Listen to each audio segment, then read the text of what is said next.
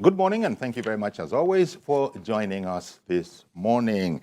Well, it's the full-blown political season, so all things political are the kind of things that we're talking about right now. Um, the manifesto, the big manifesto, the 80-page manifesto.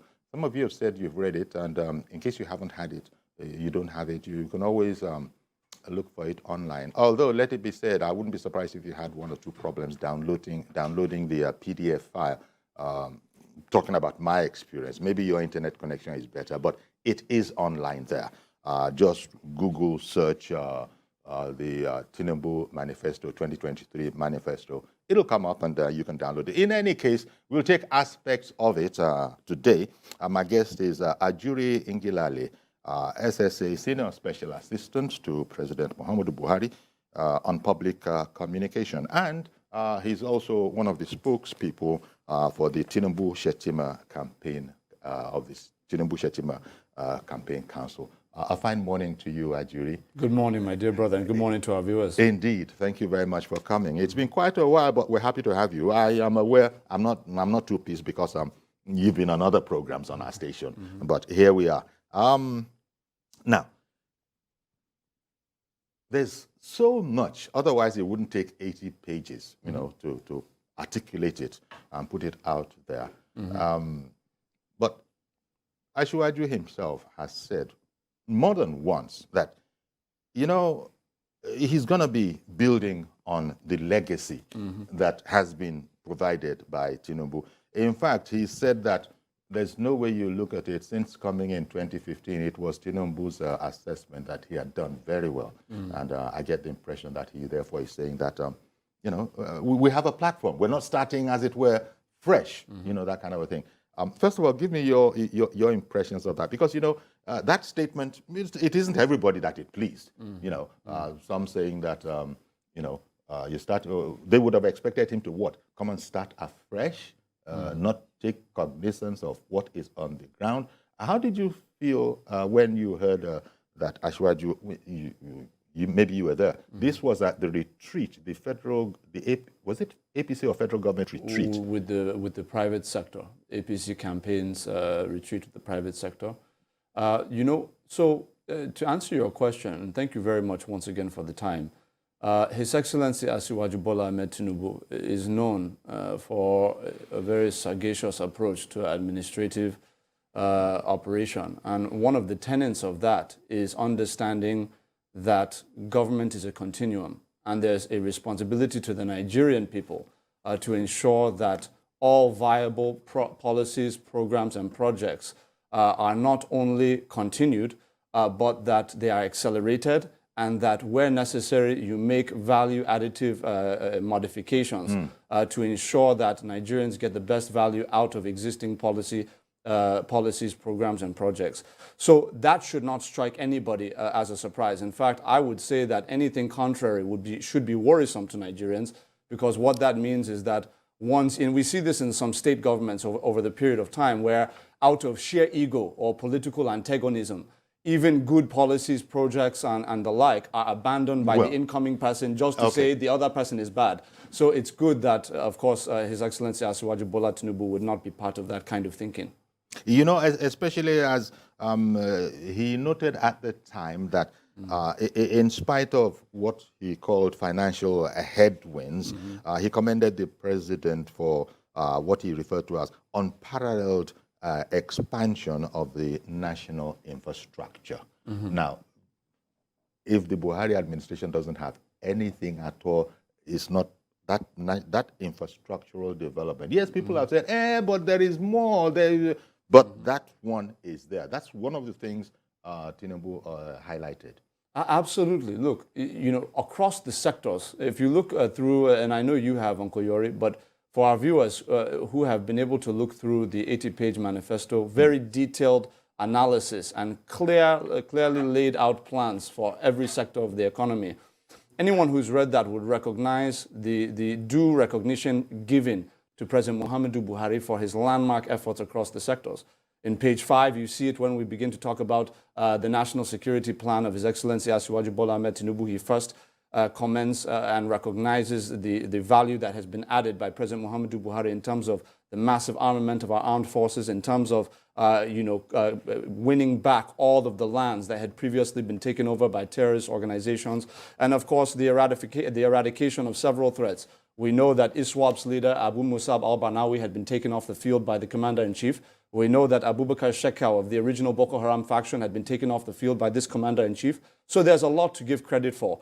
But what we are now saying is that in addition to that, because of course His Excellency Asiwaju Bola Ahmed Tinubu is coming with a fresh set of ideas, so he will also make his interventions. And in security, one of the major sets of interventions that he has laid out is one, enhancing specialization within the various branches of our armed forces, ensuring that we have a very specifically tailored approach to the custom designed for the uniquely dynamic problems that we're facing, particularly with the establishment of a new Forest Guard Reserve, where we will have Forest Guard agents and troops who will be specifically equipped with the kinds of unique communication equipment designed for that particular environment, given transportation vehicles for that particular environment, and most importantly, given the kind of training and weaponry particularly suited for that environment, so that we take a more proactive approach to our national defense and security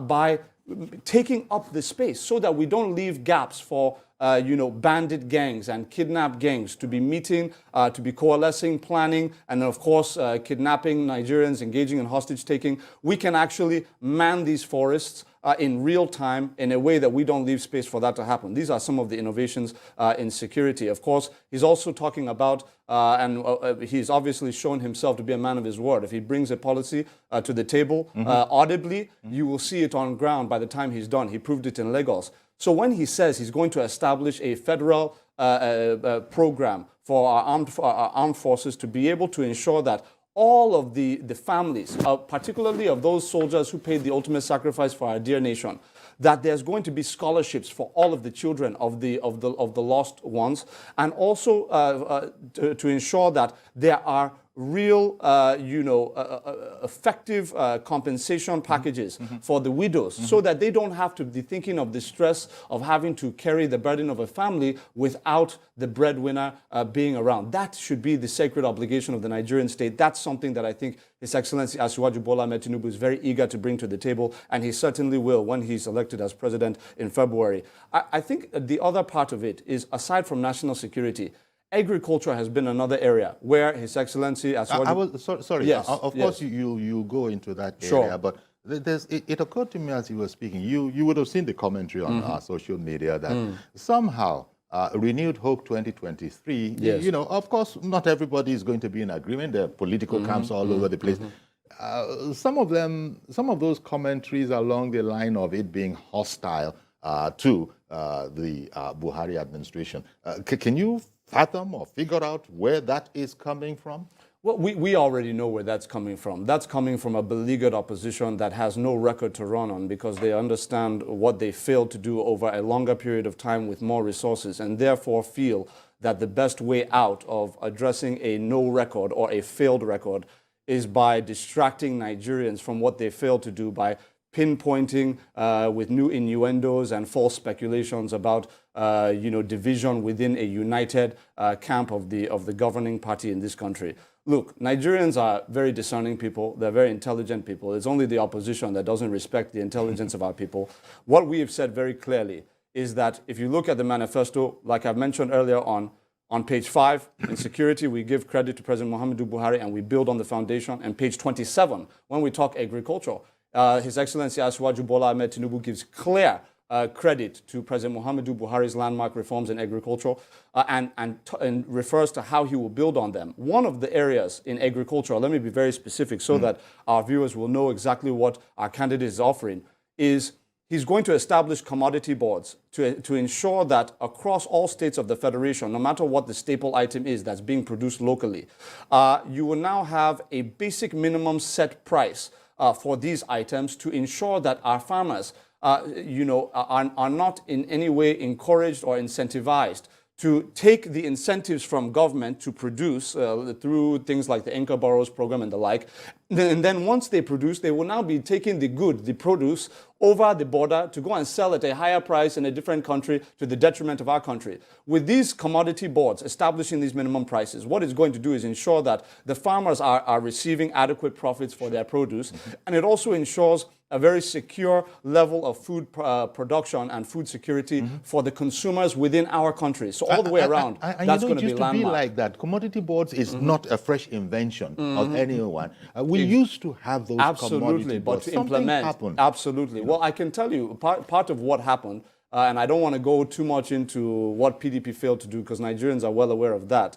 I would just say that when you have government cronies establishing rackets, these kinds of exclusive rackets where you're giving certain people licenses to engage in certain activities, these kinds of older, sectoral regulatory measures had been put aside. His Excellency Asiwaju Bola Ahmed Tinubu, just like the man who will be his predecessor, President Muhammadu Buhari, is going to put these things back into place.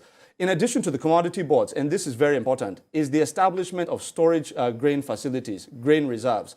Right now, we're losing about almost a third of total produce that's being produced in the country through by all of our farmers because of lack of refrigeration facilities, lack of effective storage capacity across the country. This has multiple impacts. Number one, obviously, our farmers are losing out. The economy suffers from the reduction in wealth that would have been created through the loss of all of this produce. And then in addition to that, it creates price instability of our food products because of the variations in the level of productivity. So what we're saying is that it's one thing to encourage, and this administration, President Muhammadu Buhari's administration, has done so well to encourage production. Obviously, we were the largest importer of rice in Africa in 2015. Today, we're the largest producer of rice in Africa and many other staples. But that's one side of it. The other side of it now, to double down and to deepen the reform, is to ensure that the production is sustainable and that it's kept so that it will actually get to the end user, so that before it gets to the market, it's not spoiling. We will have refrigeration capacity, mass refrigeration capacity and storage capacity in all states of the Federation in collaboration with the state and local governments. This is what His Excellency Asiwaju Bola Ahmed Tinubu is promising Nigerians. And additionally, my brother, I would want to mention this is very, very key, is in agriculture, the last point on agriculture before we go into another sector, is that His Excellency Asiwaju Bola Ahmed Tinubu understands that this is a sector that is going to be so crucial in the area of youth employment, but specifically rural youth employment. And what he's saying is that we are now focused on land clearing. What we have right now in this country is currently, as we speak today, only 35% of all arable land in this country is under cultivation, meaning 65% of our arable lands is not being cultivated by anybody. It's just lying fallow. And it can be producing cotton, rice, and all of the various things that we need in this country and that we can be exporting to other countries for foreign exchange. This has been a long-standing problem. Absolutely. Absolutely. This problem has been, you take a plane ride anywhere in this country, you can't fail to notice it if you happen to be watching these things. Absolutely. You see what look like virgin forests all over the place.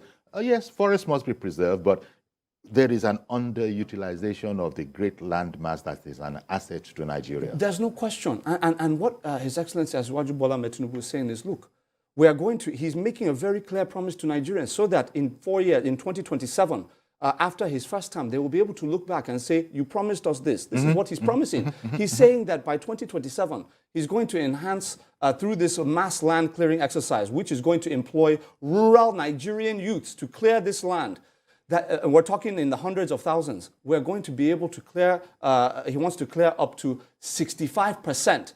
From 35% of all arable land under cultivation, we're going to go to 65% of all arable land under cultivation by 2027, by the end of his first term.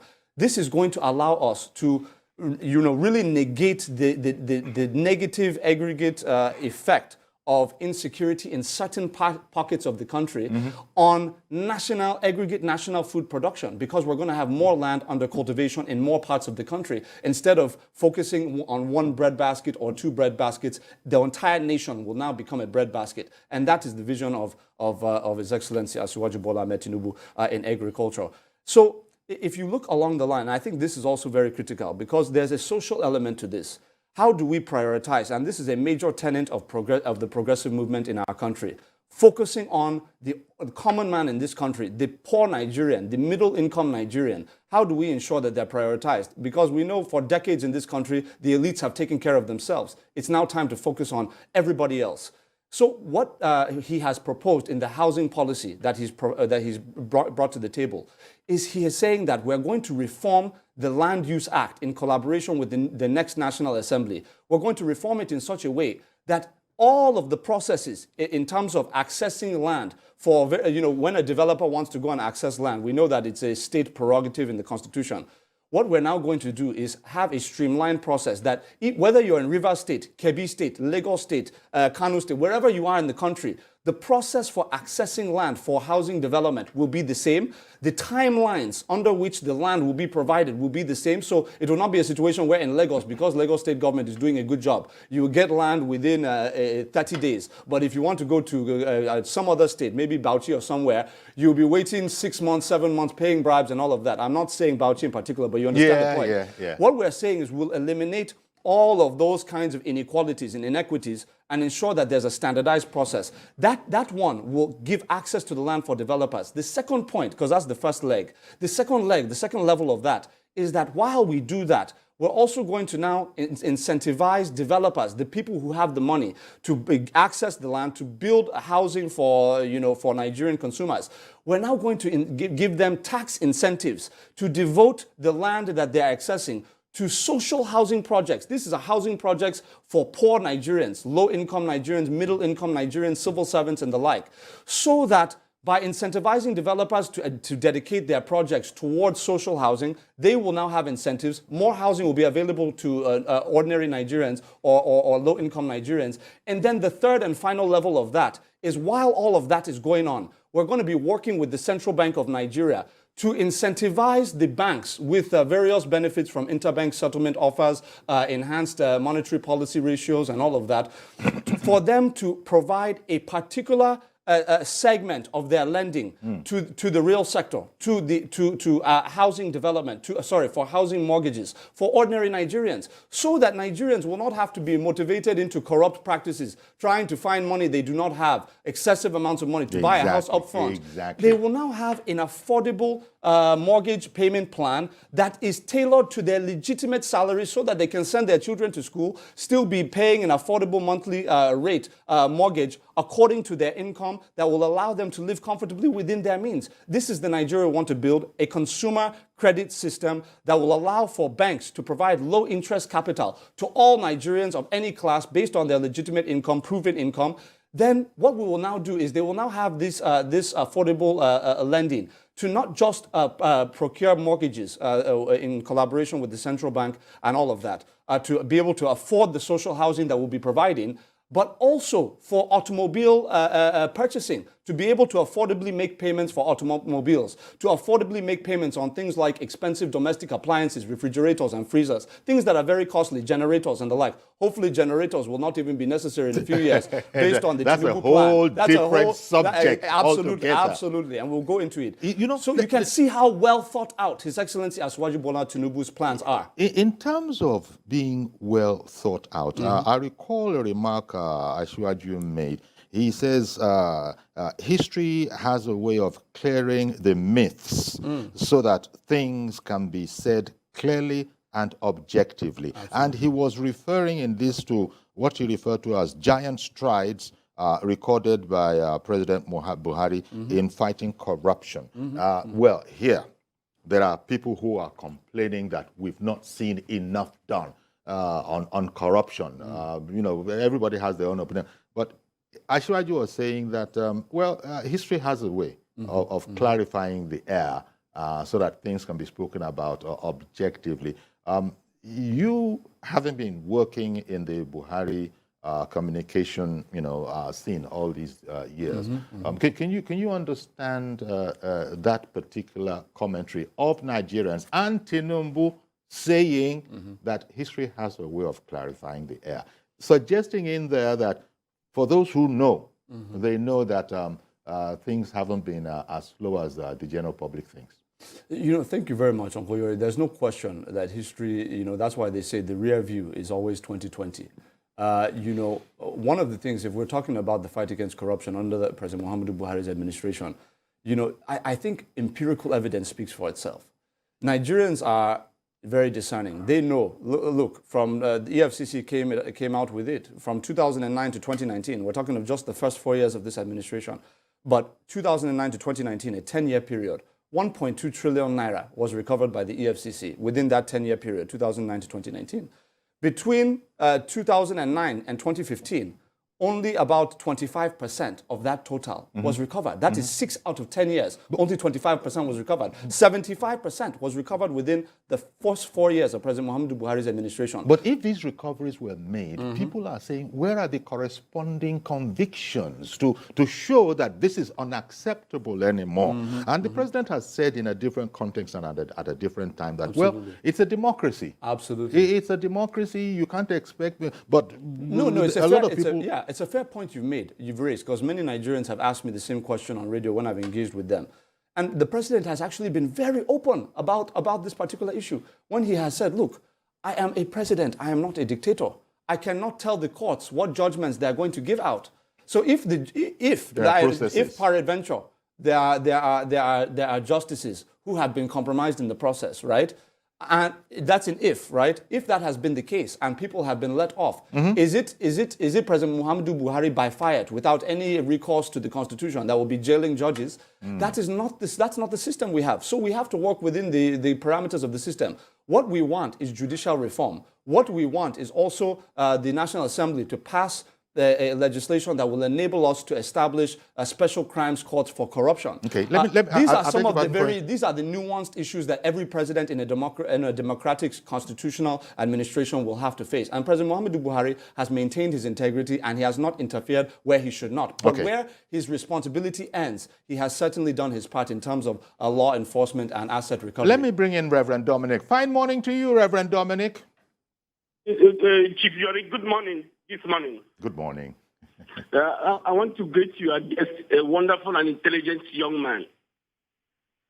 Can you hear me? Yes, we can hear you, Reverend. Yes. I greet you, your guest, very intelligent. Ajuri. Okay, he hears you. Very intelligent. But every time I listen to him, honestly, I listen to him with a mixed feeling. Let me keep it that way. Why is that? I want to ask him like 2 questions. And Yori, please allow me to answer these 2 questions. Okay. I want to ask you, sir, 2 questions. One is this. Why is it's not possible to fix our refinery for this government for 7 years now? We have about 3 or 4 refineries. It took PDP 16 years not to do it. And he's taking this government another 7 years not to fix one refinery. Number one. Number two, they are talking about corruption, that this government has fought corruption. This young man, how does releasing the 2 governors prison by this government that makes the whole world hell the government of APC, which are supported as an anti-corruption, the 2 governors for one direct and the other one, how is releasing them from prison help anti-corruption? One is refinery. One is that how to releasing these 2 corrupt governors that's also rot in jail as an example of this government stamp on corruption. How releasing them is helping helping to fight the corruption. One is refinery. One of that 2 release. Please answer, please. Okay, Reverend Dominic, thank you very much for that, twin shot salvo. Okay, one, why has it been impossible to fix the refineries? Thank you very much. Great questions, and I appreciate the passion and patriotism with which my brother has addressed these questions to me. I think the first thing is on the refineries. Look, the refineries, and I would like to avoid the muddy waters of raising people's names and all of that, because the country has moved beyond the people who brought us into the mess that we're digging out of at the moment. But I would just say this. It is absolutely true that within the first-term administration of President Muhammadu Buhari, there were attempts done by under the former Honorable Minister of State for Petroleum Resources, Ibe Kachiku, to try and use indigenous contractors and NNPC staff to be able to effectively rally in-house to try and rehabilitate the refineries from in-house. He made certain promises to the president in that regard, that he was going to achieve a certain success and all of that. It did not happen. Of course, I don't believe he returned for the second term. There were some issues there. Now, but I'm not blaming one man, but this is the reality of a policy that failed, right? And the president took responsibility for that. So what we now did is, under the new leadership of Mele Kolokiari at the NNPC, we now said, look, we're going to get, we're going to include multilaterals, third parties, well-vetted third parties, like the Afrexim Bank in Cairo, for example, who we will now make a business case to. And we'll say, look, we are actively seeking your involvement in the funding of this particular refinery rehabilitation so that Nigerians and the international community will know that we're serious. We're not doing the Obasanjo era stuff of issuing contracts through the NNPC to indigenous people to go and fund elections. What we're going to do now is we're going to get Afrexim Bank funding, where we have to provide a business case to them for them to approve. And then they now have to say, look, we will not give you funding unless we assist you in providing the contractor, because you're not going to give us any crony contractor to do it. And we were very happy with that. So what they did is they now found Mayor Tecnomont, SPA of Italy, who has constructed refineries across 5 continents of the world, right? World-class refineries, to be the contractor. We were happy with that because we want the best job done. And Afrexim Bank aligned with that. So Afrexim Bank now, on the basis of that contractor, on the basis of the arrangement that we put in place, now agreed to help us fund the $1.5 billion rehabilitation of Port Harcourt refinery. I'm pleased to report on this program that we are set for the first phase of the refinery rehabilitation, for the first output of refined fuel by March 2023. That is before Mr. President leaves office, and the conclusion of it will be December 2023, when the full phases of that refinery will be done. And I want to just mention very quickly, if I can, that Daewoo, very quickly, because I'm holding somebody up. Okay, Daewoo has just signed contract. Mr. President, in a government-to-government transaction with the South Korean president, was able to get the global CEO of Daewoo International to agree to reconstruct Kaduna refinery. So we are on course. In addition to all the modular refineries that this administration had worked with the private sector to put in place, obviously Dangote, Abdul Samad Rabiu, and many others are constructing private refineries that we have incentivized through tax credits and the like. We are on course. Okay. He asked a question about anti-corruption. Well, yeah. I would like to answer if I was going to put that one on pause, but unfortunately, Femi in Abuja, apologies, we lost Femi in Abuja. Be patient with us on the refineries. They're coming. But in the meantime, Ada in Jos has called in. Good morning, ma'am. Good morning, Mr. Ajuri, and my friend on television and radio in Gelani. My sister. Used to meet Ada calling from Jos. She's always with me. I used to meet him a lot on Radio Nigeria, you know. Yes. I used to introduce myself as Radio Mama. So I enjoy listening to him. You know, he's an orator. If you're thinking bad about this administration, by the time you listen to Ingilale, you will change your mind. But all the same, not true to that speaking, now. he's good at it, so that's a good one. But what I want to say here is, what is your view? What is the view of Asiwaju's administration on fiscal federalism? That's restructuring. Because the problem we have in Nigeria is a structural one. If we don't restructure this country, we're not going anywhere. Then we have to strengthen our institutions, and that can be done with the 10th Assembly, you know. Then if it is Asiwaju being able to fix the economy, I don't have any doubts about that, Mr. Yuri. He can fix it because he will use the best hands, irrespective of tribe and religion, because he is destabilized. Okay. But the problem now is that many people have been saying, they have been asking me that question, said, why is it that he could not make all these things work now? I said, because maybe he's not at the helm of affairs. Maybe he has been talking and it didn't work, you know. But my worry now is medical tourism. How is he going to address medical tourism? Okay, Ada, I'm afraid, I'm so sorry. I got to interrupt you because I've got to go on break. And I still have a question outstanding from Reverend Dominic, which was the corruption issue. We have after that, the break. You know. So all of that will be after the break. Still, please stay with us. Okay, welcome back. I'm chatting with Ajuri Ngelale, Senior Special Assistant to President Muhammadu Buhari on Public Communications, and he's also one of the spokesmen of the Tinubu Shetima Campaign Council.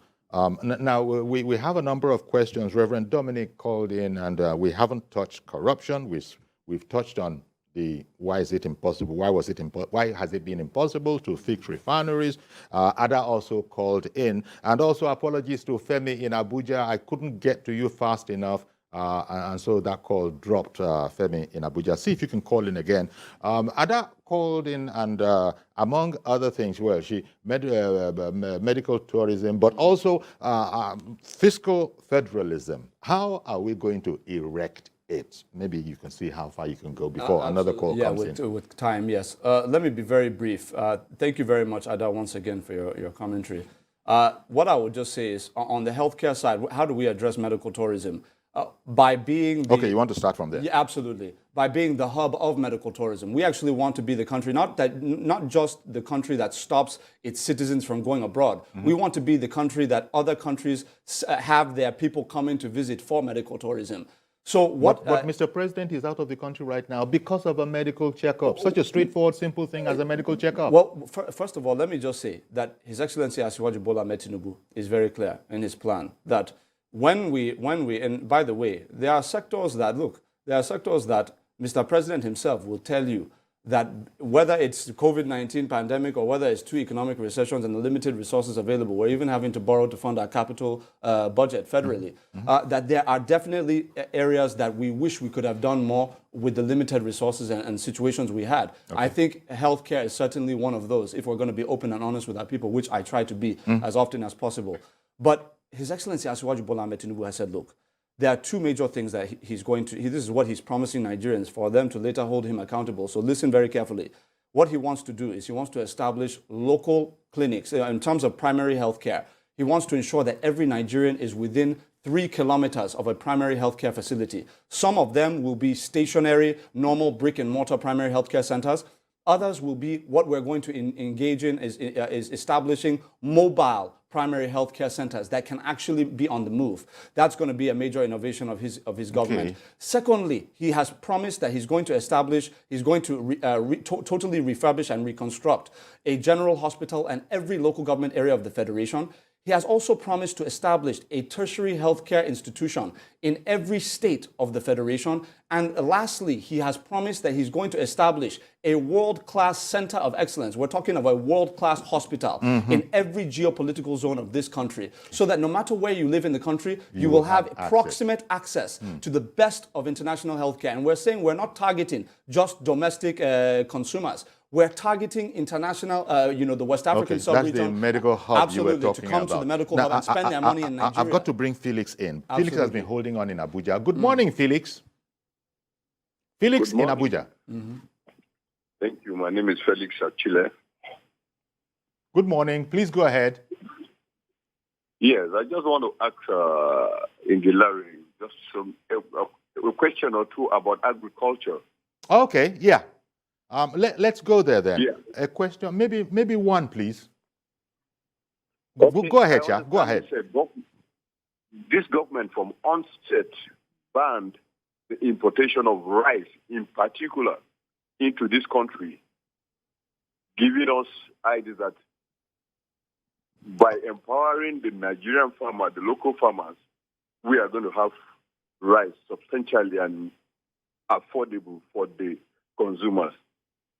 But this is almost 8 years down the line. Can Ingilari tell us how this policy that they embarked on by banning importation of rice and empowering the so-called local farmers, the selected local farmers, they say they empowered, how does that affect the Nigerian market? What is the cost of rice now in the market? Okay. It's not about speaking on the national TV and speaking effective English, confusing us that the government has tried by making local production more than it used to be, and the cost of rice now is far, far more than when we're importing. You see that the importation is better than empowering the selected farmers that you claim that you empower? Okay, Felix, excellent question. Thank you very much. I think just that one is sufficient. Yes. Yes, the rice situation. Yeah. Everybody, you don't even need to be an expert for that, for people to be commenting on it. Thank you very much. Felix, let me just say that the logic and content of your question is very well received, and I'll answer you directly, but I think we can do so in a much more respectful manner. Let me say, first of all, that the reason why I took time earlier in the conversation, hopefully you were tuned in earlier when I was talking about agricultural reforms, one of the major things that I referred to is commodity boards. Why was that important? Because it deals with the very problem that you're mentioning. It is one thing to do what we have done, which is to empower our local producers to massively produce various staple items and commodities, not just for domestic consumption, but also eventually for international export when we have a lot of surplus. But a major problem that we have been very open with our people about is the fact that you have some unpatriotic Nigerian farmers who have benefited fully from Nigerian government policy interventions, such as the Anchor Borrowers Program, where we have not only provided over 1 trillion naira to millions of farmers across this country, but we have also given them seedlings, the actual seedlings that they use to plant to get the produce they're talking about. They get money, they get seedlings, they even get supplements, actual equipments to be able to till their lands and all of that. We have gone through all of that. Now, the next level of this thing, to go deeper, right, is to ensure that these commodity boards are established so that we have a basic minimum price threshold to ensure that there is a fair level of profit being guaranteed to our producers so that they will not be taking these goods across the border and selling for more money. The reason why we have a situation where, like you mentioned, even despite our best efforts, you have some of these pricing issues. There are two factors, which I mentioned earlier in the conversation, which is the lack of these commodity boards on the one hand, and on the other hand, lack of storage facilities for the various commodities, which leads to a lot of produce being spoiled, which leads to greater scarcity. And of course, when there's scarcity, the value of the commodities do what? They go up. Okay, so these are the ways in which we're going to deal with that through the policy interventions that are being presented by His Excellency Asiwaju Bola Ahmed Tinubu. Okay. And that's why Nigerians should vote for continuity. Ajuri, thank you very, very much. Elder David is waiting to join the program. Good morning to you, sir. Elder David in Alimosho. God will bless you. Amen. And He will bless God you too. bless you, Jay Ajuri. Thank you very Amen. much. Amen. Bless you too. That man that was in AIT in those days. I am very happy. I always like this man program whenever I come on the air. Yeah, because it was in AIT. I know him very well. And everything said, I listened to him. And channels, if we're going to go there. Tinubu. Yes. It's very correct. There is no lie there. We must remember, I work in the railways. Go and look at the face of railways today, the best in Africa. Then when you talk of the second Niger bridge, it started at time of Zik. Today, what is it now? It's almost completed. Don't doubt this government. Yeah, Let me tell you, for just we didn't mention it, but that's under infrastructure. What Buhari has done, in fact, we should credit this government that they came in 2015. Yes, continuity. Asiwaju Ahmed Tinubu will be there to continue the good work this government have done. Everything said there is correct. I quite believe it. All right, when you are talking of refinery, there is going to work. That of Dangote is already there. It will take off. Then that of product, yeah, they are correct. But they started in 1999. Do they succeed? I joined PDP 31st October 1990, and I left 2014 because I know they will never come back. And we thank God they will not come back. God will bless Nigeria. God will bless PDP. God will bless you and bless me. And bless the young man that is there. Everything said is correct. Thank you very much for calling in, Elder David from Alimosho. Appreciate your call. You know, Yori, one of the things that, and thank you very much, Elder David, for your encouraging comments. You know, one of the things that I enjoy about my job is that people will give you very harsh criticisms when they feel it's appropriate, and they will also give you credit when they feel it's appropriate. So thank you very much. I appreciate both because they make me better. Let me just say very quickly that on the issue of infrastructure, when we talk about the choice in the next election, and I want to be very, very clear about this, is you have, and I've asked any PDP member I've ever had the privilege of debating with, the question, in 16 years, can you just name one federal expressway of 100 kilometers or even 70 kilometers or more that you started construction on and completed construction on? Can you name a seaport? Can you name an airport? Can you name just any physical infrastructure, railway line that you started construction on and completed? I wasn't keeping tabs myself, but you're implying in there that there is no, they cannot mention. I'm not even implying. I'm implying. I am stating categorically that they cannot. They never completed. Empirically, they cannot say that any they completed 100 any kilometer. 100 kilometer. How shameful! 16 years. That's double the time with double the money, and they took out as much debt in the 4 years from 2011 to 2015 as we took out from 2015 to 2022. And we have, look at what we've done in contrast. We have 3 major railways that can be attributed to President Muhammadu Buhari. He completed the Abuja-Kaduna railway segment, which it took them 16 years to get to 80%. We completed that one. Even let's give that one to them. They couldn't complete it in 16 years. We completed it. Then we now took the 326-kilometer Wari Itakpe Ajeokuta rail line.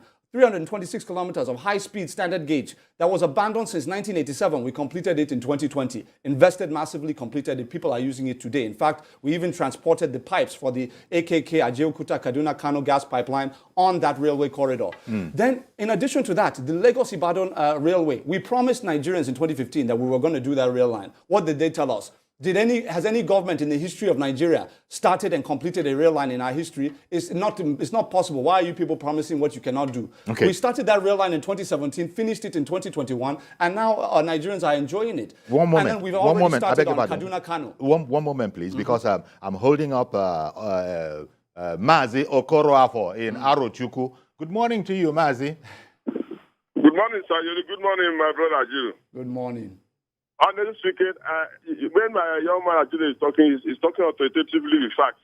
I think after Tinubu by 2023, I think my brother, you come on board as the president of the Federal Republic of Nigeria. You're wishing heavy work on me, I beg, please, I beg. You have to be back on with prayers. At least you come after 8 years. Now, that the let us look at this, my brother. God bless you. Thank you. Now, you have seen what is happening in the Nigerian educational sector. The lecturers have been told to go back to school. Some schools have reopened. Some schools have started, like in Suka will be writing an exam, I think, any minute from now. And some universities, the children are going back to school. Not tonight. Now, as a president of this country, because you are representing Tinubu there, what do you think you will do by that 2023? So that all this lingering of strike, and even the state universities that refuses to pay their lecturers and make school function, what do you think that will come on board by that 2023? I'm just telling you, because when you talk, we jot it down. I think we use that a history as a notebook. So tell us, what do you think that will do?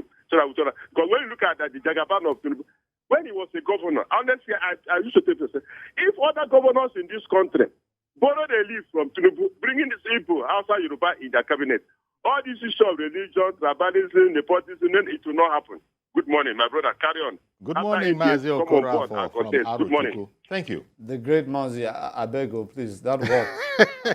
I know the Sikamo. See, this is the thing. The education system, and this is another area where I believe any genuine progressive would wish that we had perhaps done more in the last 7 years, is education. We've done a lot in terms of tertiary education investments, in terms of brick and mortar and building buildings, but there's much more that needs to be done in terms of the nitty-gritty, which is why you give credit to President Muhammadu Buhari for substantively ending the ASU strike. We believe that this is going to be a sustainable way out based on the agreements that were struck. This is a very sustainable end. It's not a temporary end. Secondly, I think it's important to recognize that obviously we have just a few months left in this administration. So the focus is now, what is His Excellency Asiwaju Bola Ahmed Tinubu telling you he's going to do in terms of education? There are a few very critical things that I think we need to appreciate. His Excellency Asiwaju Bola Ahmed Tinubu is saying, look, we need to actively coordinate between the private sector and our university, not just our university, but our academic, our education system at large. We cannot see it as fundamentally a public sector affair.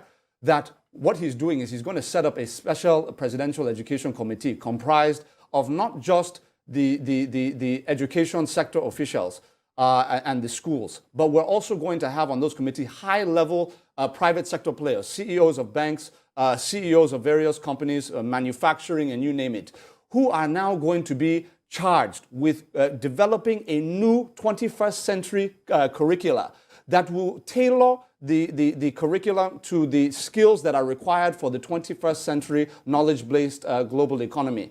So this is what we're focused on. We don't want to now just be giving certificates to our children so that they will say they're a graduate and go into NYSC and eventually go into no job. That's not what we want. What we want are educated graduates who are specifically suited with the knowledge sets required by the institutions that will be seeking to hire them based on that knowledge set. So that is one major effort. Another one is he's emphasizing STEM education, saying, look, in our schools, we're going to, first of all, create vocational centers of excellence across all states of the Federation, where we're going to be engaging Nigerians who did not necessarily have an opportunity to go to secondary school, who are going to go to these vocational centers of excellence, learn robotics, design thinking, and IT-related animation, and IT-related skill sets. Widen the sphere so that you don't need a university education or even an NYSC clearance certificate to be able to be an effective contributor as an entrepreneur and the like to add value to the nation's economy. Let me bring on Tayo in Ilorin. Good morning to you, sir. Good morning, sir. How are you? Very well, thank you. Good morning to your guest as well. Ajuri Ingilali. Thank you. Good morning, my brother.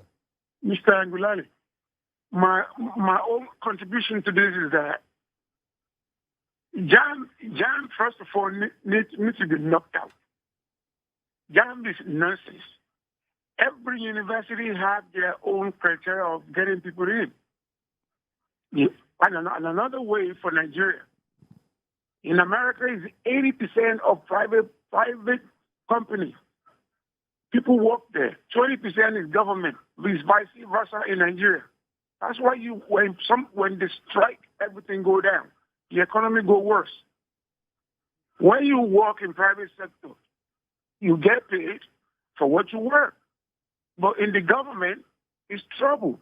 And when they want to strike, the president get involved and get one of the business people get involved.